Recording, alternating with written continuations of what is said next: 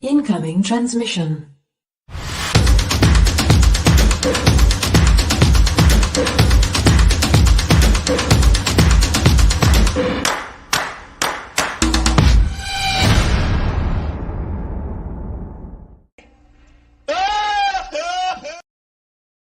What's up, everybody? Welcome to another transmission from the Outpost Nerd. I am the nerd of the Outpost, and welcome to another edition of RPG Nightmares, number 4, The Nerd Awakens. What's going on? I hope everyone had a great weekend and looking forward to a good week coming up. So I'm going to get right on into it. Tonight we have our first story called about a DM who just vanishes. We got a DM who disappeared. So let's get right on into it. Start off with a relatively short story today. So DM disappeared. A little lighthearted one. So let's start us off easy today. This is my first post here, so be merciful. Anyway, on to the story. This takes place at a local game store where I went to try and join a D&D game for the first time. Now, local game stores, a lot of them have game rooms set off to the side in a room in the store. Great little places to go to. Always good place to meet new people.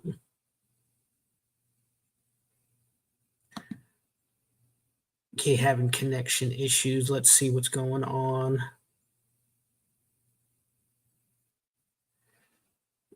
Let's see.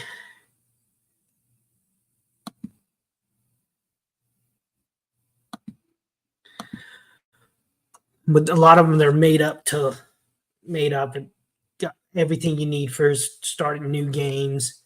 My local one has a nice one with a nice big table, all the books you need. So it's not that out of the ordinary to go to your local game store. You know, and if you're not sure that your local game store has a D&D room, feel free, call and ask. They'll be more than happy to tell you. And a lot of them will even help you find groups that you can join, because finding groups is always the hardest, especially nowadays where a lot of them are played online. If you want to play in a live group, your local game store is the best place to start. So anyway, continue.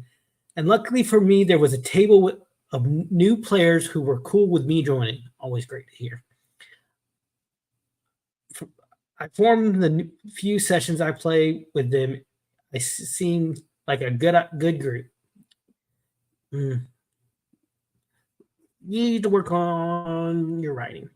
I was unlucky, however, as by the time I had joined them, they were just about done with their campaign. But after the DM wrapped up the game, he told us that he would be running some one-shots, which always fun, always great for new players to get in on one-shots, create little throwaway characters. Characters in one-shots can be more fun than technical. So it's always a great place, and it's a great environment to learn. So that if any of the new players wanted to be a GM, they could do it. He also ran a one-shot himself that I did play in, but after the end of his one-shot, he just disappeared. I asked the other players who were there for longer than me if he had said anything to them, but they said he didn't. We asked the person from the store who oversaw the games at the store if they knew where he was. They did not. So the group stayed together somewhat, but as I didn't really bond with the group a lot since I joined very late, I ended up leaving. So, and that seems to be with a lot of goings on. You find groups that kind of dissipate. Suzanne, Memento, what's up? Glad y'all joined me. Glad y'all could join. I hope the connection's going because we've had some bad weather come through. So I hope the connection's coming through okay. But happy Sunday night to you guys. Yeah. This seems like someone who just got tired of running games, kind of talked bigger than they should. They could talked bigger than they were willing to pay, And it's sad that we have so many people who want to get in the games, play the games, and then something like this happens. Thank you. Good. Had some connections issue at the start, so hopefully that came through okay. But seems like these people, when they get into these roles, they really don't understand the roles that they've gotten themselves into. DMs are hard to find nowadays because everyone wants to play instead of running a game. Because you got to really, Matt Mercer of Critical Role, who's one of the best game masters out there. A lot of people have watched Critical Role and they think that what they see on Critical Role is the normal. Now, Critical Role, they don't have to buy their stuff. You see all these great miniatures and battle maps. They're given, a lot of times, they're given this stuff so that these companies can get advertising, Hey, Rabbit, thanks for coming over. Glad you're here. So a lot of people think that, and Matt Mercer is a trained actor working with a cast and players who are trained actors. What you see on Critical Role is the exception, not the norm. And a lot of people go in and experience different styles of playing, and they're like, this isn't what I saw on YouTube. Well, no, it's not, and it's not going to be.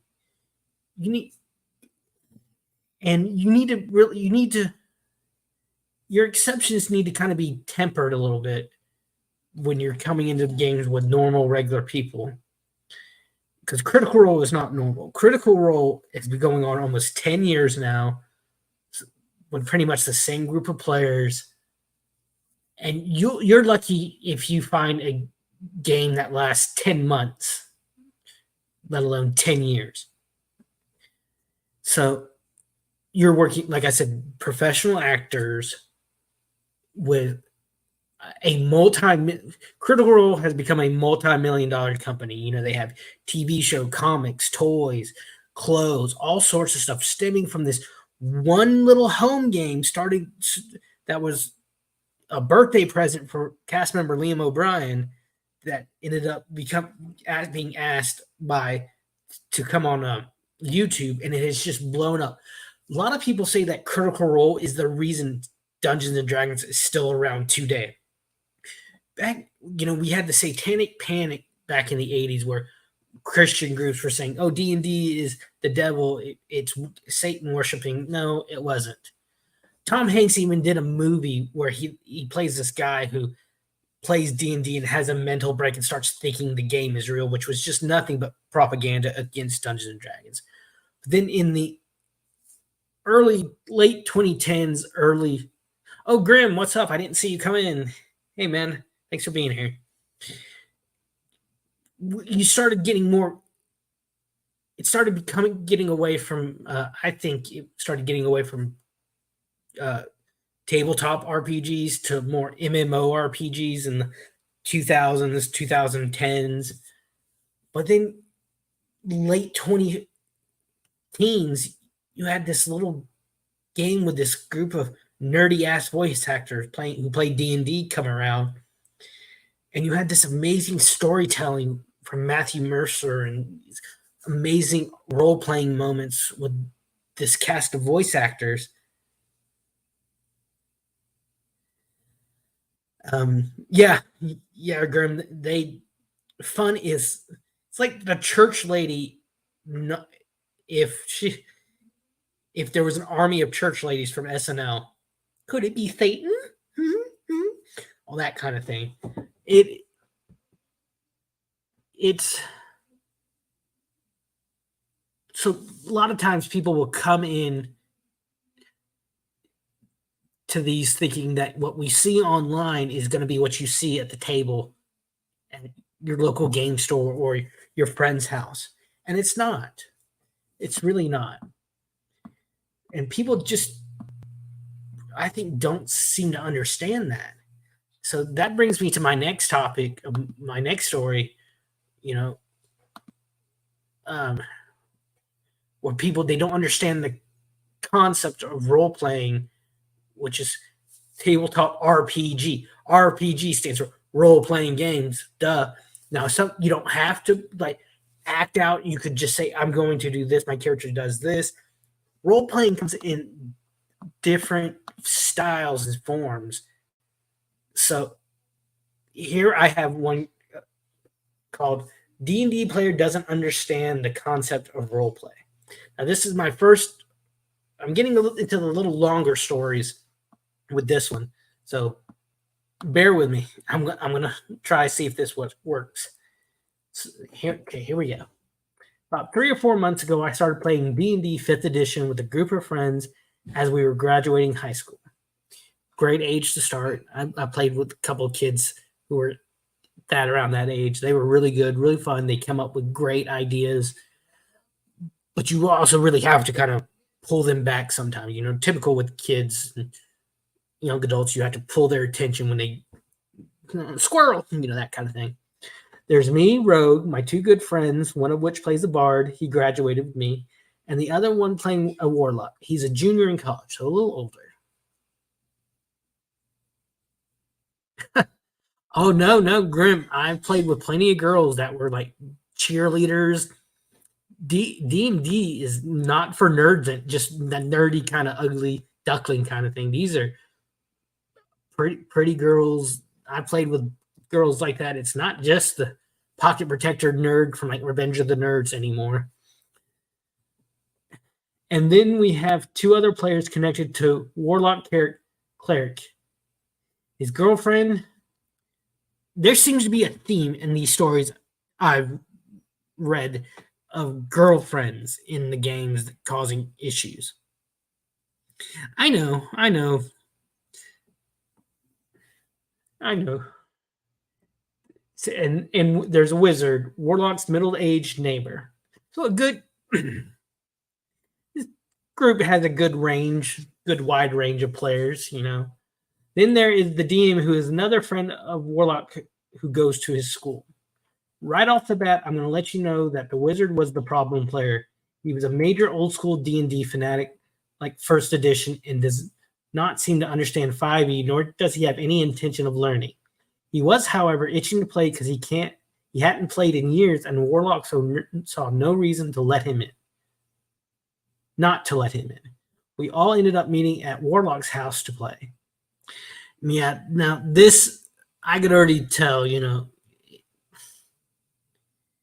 I always love learning new things, even outside in my professional life. I like learning ways to do new things in my gaming, my acting, and all that, and everything. And I can see where this is probably gonna go, with the guy unwilling to go with the edition that everyone else is playing, that the majority of the group wants to play.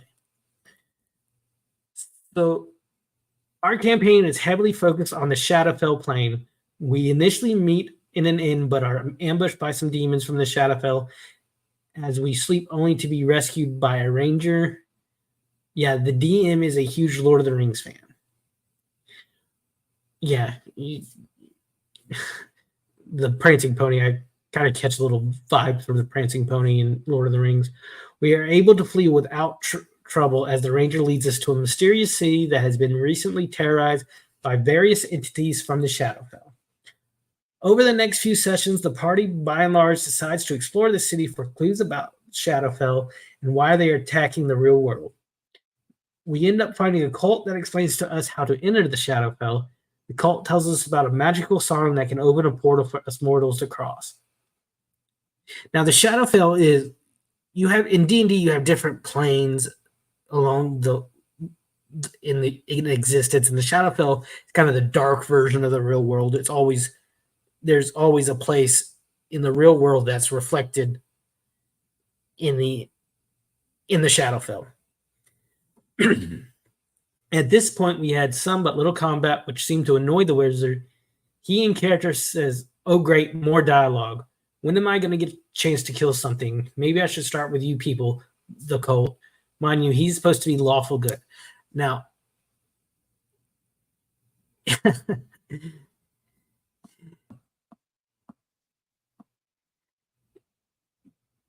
yes, hit that like button for me. Hit that like button, like, share, sub, do all the YouTube stuff as Talking Trash and Truth puts it. You do all the YouTube stuff. Help me get my numbers up. My goal right now is to get to 150 subs. Help me get to it. Last time I checked, we were at 118, so we're doing good. Now, yeah, with the wizard, wanting to just go on a killing spree, that's the dungeon master's job. Say, okay, we're gonna have to change your alignment. Maybe chaotic evil or what. It's a job of a DM to keep the alignment straight, and if necessary, change the alignment to reflect your choices. We move on and head to the sacred abandoned temple to learn this song. I'm guessing it's going to be like some pop song or something. And Wizard seemingly gets his wish. On the road to this temple, we are attacked by all manners of entities from the Shadowfell, from demons, devils, to displacement beasts, to beholders, to those freaking Shardakai assassins that we just can't seem to shake. We enjoyed it, though, and Wizard got his wish, which was more combat. Yeah, it seemed to kind of a little patronizing for the wizard.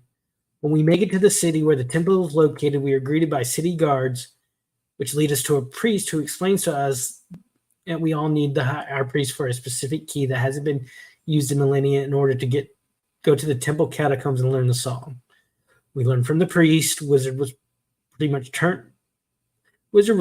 turned out as warlock, cleric, and me do most of the talking to convince the high priest to help us.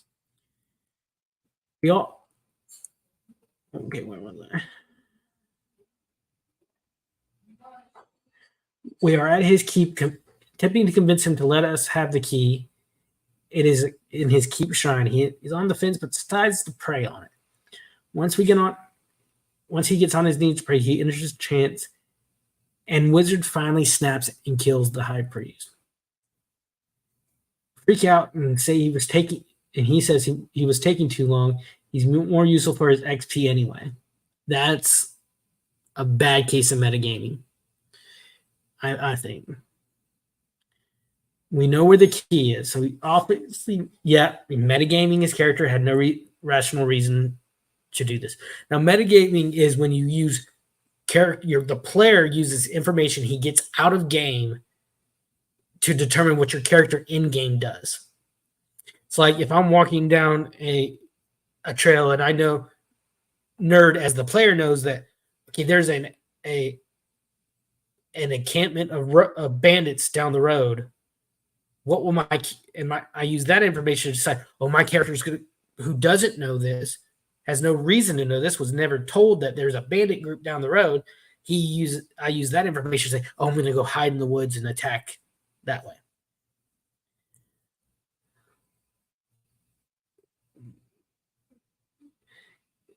So when they point out the metagaming to him out of character, he said, I don't give a freak anymore. He was annoying me.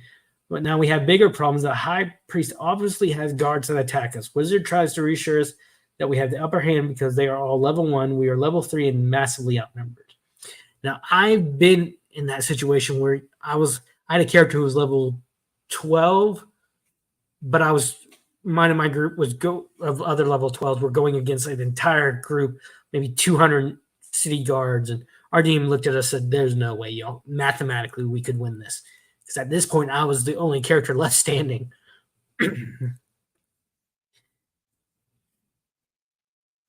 As we are getting arrested, the wizard accuses us of bad strategy and resource management and goes over all the ways we could have hypothetically won. We are a bit irritated as he's clearly using his character to vent his frustration at us for something that was 100% his fault. Yeah, I don't see anything that was their fault. Night Rabbit, have fun at work. Have a good time at work. Talk to you later. That's not all. In prison, Cleric attempted to reason with guards, appealing to their shared faith and apologizing for the wizard action, hypothesizing that the wizard may have been temporarily possessed. Shadowfall entities and therefore cannot be legally responsible for what happened. To our benefit, the guards bought it, and our party was granted an audience with the Marquis of the city for a fair accounting what happened. It would have been also a perfect opportunity for us to explain to the authorities our solution to the Shadowfell threat and maybe work together. So the other players really created a great opportunity to fix the problems and address the problems in game as characters that the wizard and the wizard player was having with the game. So we get to the Marquis Keep. Wizard then says, I only counted only 5 guards and 1 pampered noble, a rookie mistake. We beg him not to do what he's thinking, but he decides to cast Lightning Bolt on the Marquis and demands that the other spellcasters start firing spells on the other guards, believing that we can win as we are restrained. The Marquis is killed, and the idiot wizard asks, how much XP does that get us? Are we able to level up yet as hordes of guards pour in and attack us? Come on, time and place, dude. Time and place. Deem is merciful enough to let us wiggle our way out of our chain, and we end up escaping with the exception of the wizard and the cleric. The former didn't even try to escape. Okay, good. He suffered from his mistakes. So after he died, he started cursing and yelling at us and asking why we fled. We told him it was an unwinnable situation and that he brought this on himself, which he did. Now we will have to sneak back into the high priest keep to steal his key. I remember I told the wizard that he made the whole thing way harder than it needed to be, but we were up for the challenge, so roll a new character. Wizard just got angry and again started pointing out all the ways we could have won. We couldn't. Yeah, there's comes a point where there's mathematically no way a group can win a battle. Been there, experienced it. That we were too cowardly to actually fight. He then goes on around how D&D is not about sneaking around or role playing for hours, and it ends on end. It's about the effing combat. It can be, but you got to discuss. It has to be known that that's the kind of game you want. He was now clearly pissed off in real life. He eventually ended up calling Cleric, who again is his friend's girlfriend, a dumb B word after she told him to stop yelling. Warlock got angrier than he ever has and told him in no uncertain terms that he was to get out of his house immediately. Wizard then told us the next day over text that he wasn't coming back because we were rude and apparently don't know how to play real D&D. So yeah, honestly, in my opinion, good riddance. What an a-hole. I have never seen my friend get that angry, what it did. Yeah.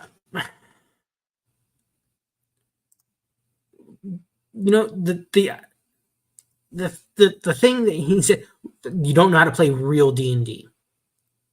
What makes this person so arrogant enough to think my version is the real D&D? D&D is not a game that is.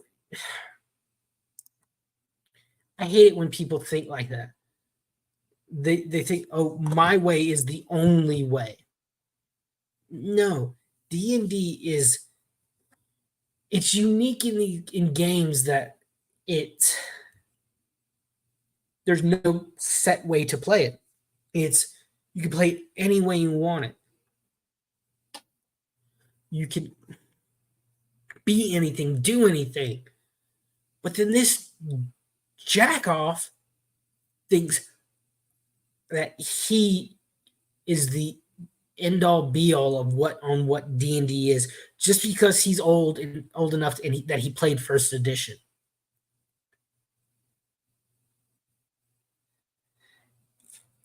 Yeah, I mean, I shared my own stories of people freaking out because what they wanted to do didn't work out in a D&D game. Come on, game for a reason. We're supposed to be able to, it's supposed to allow us to escape, not bring our issues into the game. And some people, they just, I don't know why they would do that. It's because it was 5th edition, and 5th edition is specifically tailor-made to be simple enough to bring in new players. From what I understand about 4th edition was very confusing, very hard for new players to get in. So they fixed that problem with 5th edition. And that's why 5th edition has been around for what, I don't know how many years. Let's check.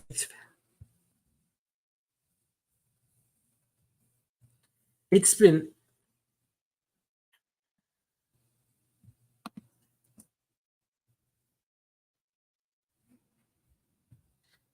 let me see.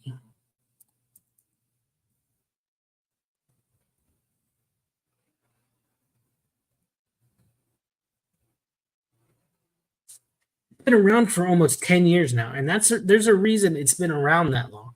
Came out July 15th, 2014, which is around the time I started trying to get into D&D about a year or two before. Got the 4th edition's handbook and could not understand it for the life of me, because I was trying to read it on my own. But 5th edition really cleared up a lot of issues and allowed for a lot of homebrewing, which I feel a lot of people don't like the fact that it requires a lot of homebrewing. I love that fact. I love the personalization of the D&D game, and I don't feel trapped by like what the handbook says or what other players think. But our next story seems to be about a player who feels that they're trapped by another player. So our next story is called "I'm Trapped with a Problem Player." Another little long one, so bear with me. Since I started a homebrew D&D campaign half a year ago. Always great to hear. I love how people will do homebrew games. Love that. Love the idea of creating a world from scratch and working your own adventures into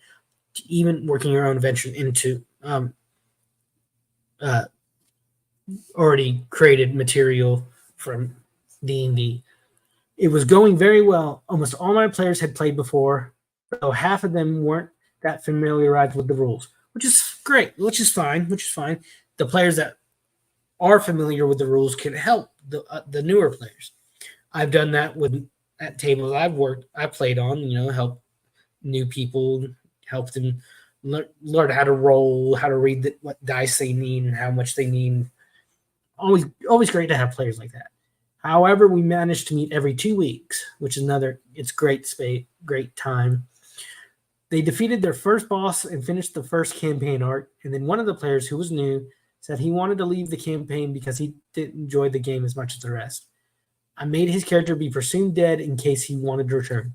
Great idea, have the character disappear or be captured by bandits or something like that. Something that allows wiggle room for the DM in the story to bring back the character if need be.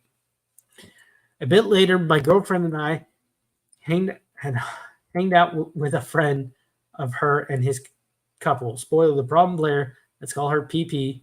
I already knew PP. Oh, I'm a child.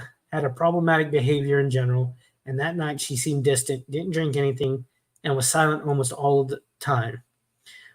While talking with her boyfriend, my girlfriend started telling him about our campaign and how she's having a great time. He said that he'd love to play in D&D, so my girlfriend invited him to join the campaign as a substitute for the player that left. I had no problem with that, and it would help me keep my sessions with the same power balance I had planned to. Always great to keep that balance and to work ways to bring new players in without throwing a wrench in everything. The next day, my girlfriend asked her friend if she was still interested, and he answered that yes, he was. Not only that, but the PP wanted to play too. God, I don't know if I can read this without chuckling.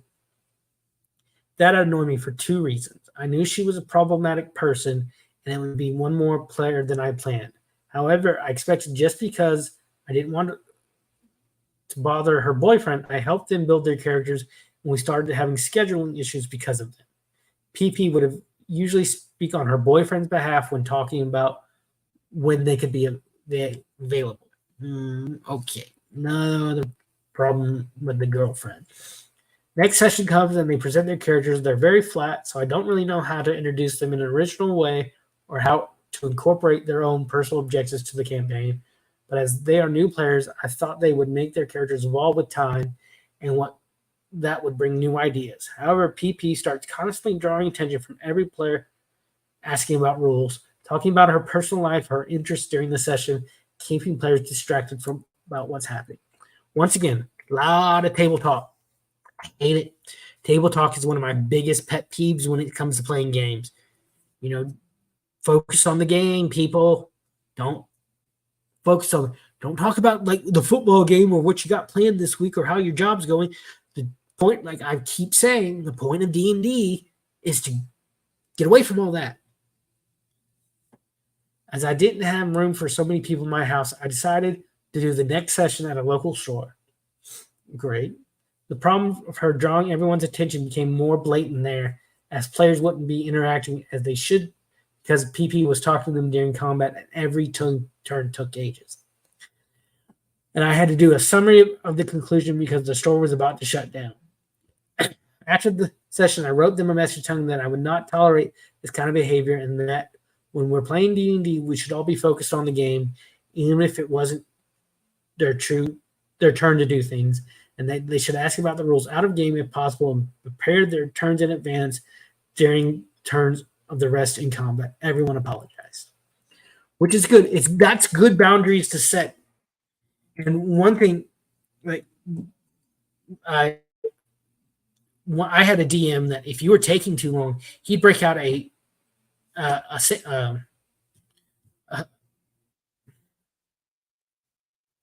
he'd break out like a timer, to give you, it made you, and if you ran out of time, if the alarm went off, something bad would happen to your character.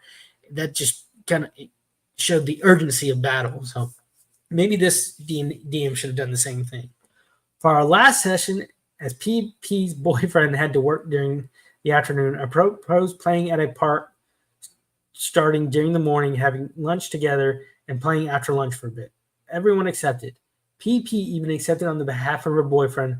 However, when we met there, PP was almost speechless, wearing sunglasses, being rude to her boyfriend, and constantly smelling on a blanket for some reason. She didn't participate during most of the morning, smelling on that blanket. Okay, this is just getting weird. Then she slowly regained energy and started to try drawing attention again, trying to introduce her personal problems into role-playing, and not as a self-insert, but directly making reference to her own life as she was role-playing. Yeah, that, once again, interjecting real-world issues, and not in a smart way. Telling people private things about her boyfriend. Ooh, that boyfriend needed to grow a set, and I would have cut that off. And when we had lunch, she was again being rude with her boyfriend. I don't know what to do with this player. During the first two sessions, the rest of the players seemed to like her, with the exception of me and my girlfriend. We already knew things about her. But after those last two, everyone started seeing her as problematic, and they even found out some strong things about her life. Plus, she's a danger to the campaign. However, because of my girlfriend's friendship with her boyfriend, I'm unable to kick her out of the campaign, as they would surely mean to kick her boyfriend out too, probably ending his friendship with my girlfriend. So now I'm stuck with this problem player, as I don't know what to do.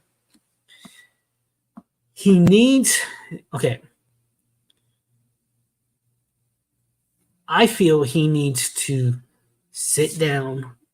Don't text this. Sit down with the boyfriend and the PP, the problem player, and try to talk this out.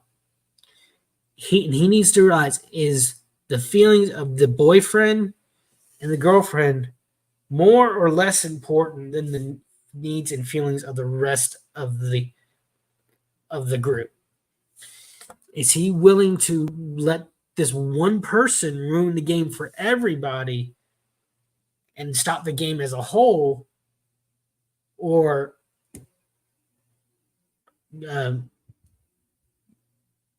should he figure out how to see? Let me see what I'm thinking. It's the Spock thing, the needs of the many outweigh the needs of the few, and that's easier said than done. Should he keep playing with his problem character and risk having the entire game destroyed, or risk hurting the feelings of one or two players for the sake of everyone else? I think he needs to talk with the boyfriend and his girlfriend and figure this out and try to figure out, is a friendship that is fragile enough to be destroyed by a D&D game a strong enough friendship in the beginning? It's sad that people's lives and egos are so fragile, like these last two stories, that when a game doesn't go their way, they're willing to lose friendships over it. It's really sad. I understand people's, like I said, they find their passion and they nerd out about it. But there comes a time where, does that passion outweigh the friendships that you've made? Or are you so self-centered enough you'll put your passions above people?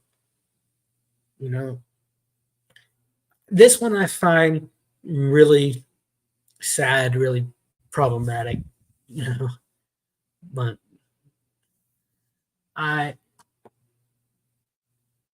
love D&D. I love that it can bring so many people of different views, different cultures, different social statuses together. But it's a very fragile connection sometimes. We've seen a lot of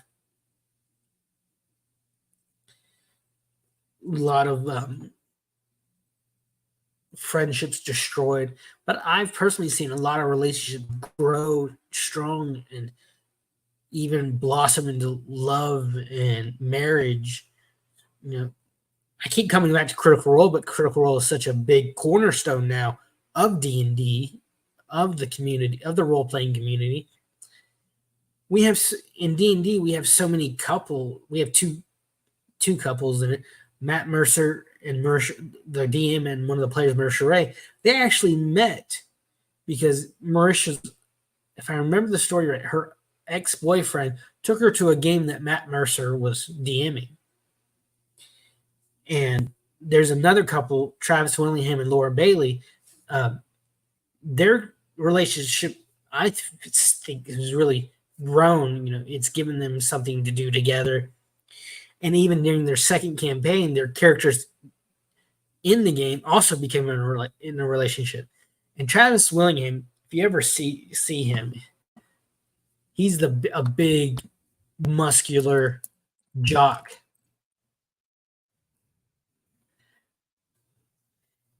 He was in it just for the killing.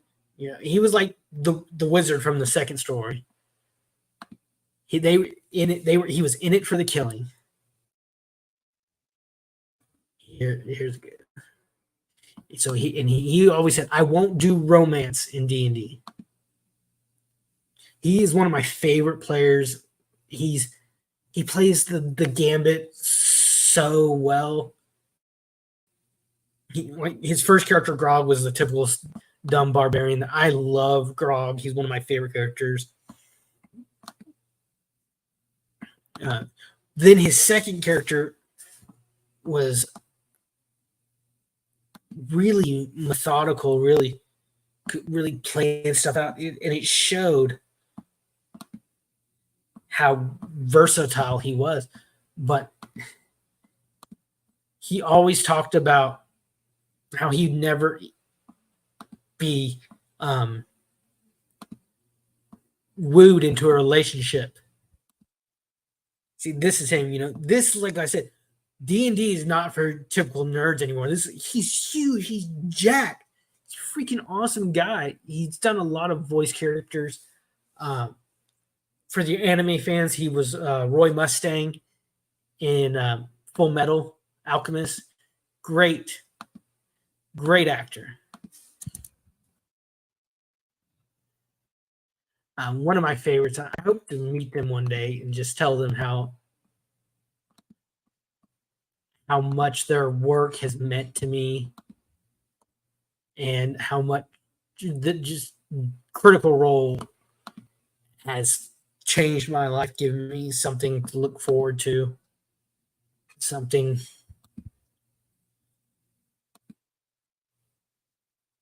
Okay, what is this? And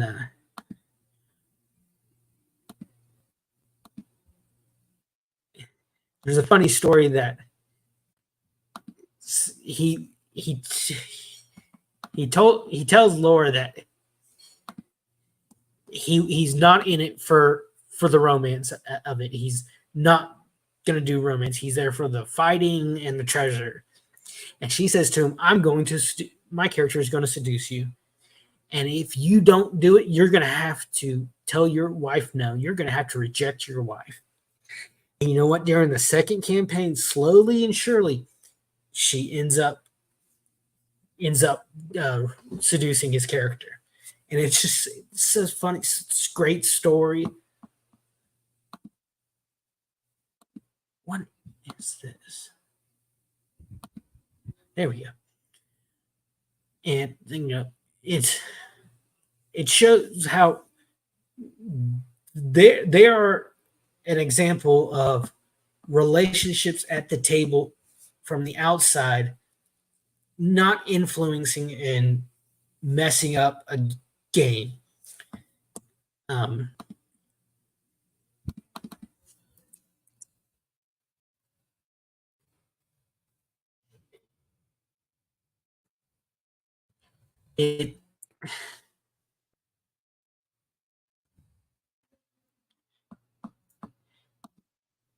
We've seen so many examples of relationships outside destroying it, but we also, like I said, we see examples of relationships not just surviving a game, but we also see it thriving. Now here we have Matt Mercer and his wife Mercer Ray. Matt is one of the greatest DMs right now in the community, and it's always a running joke. Like, would Marisha try to sneak information from like Matt during the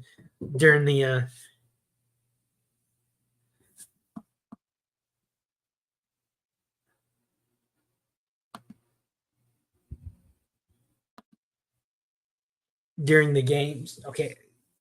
Okay, Suzanne, maybe I might have too much stuff open. My computer's been giving me issues. Of course, I need to probably around time for an update. But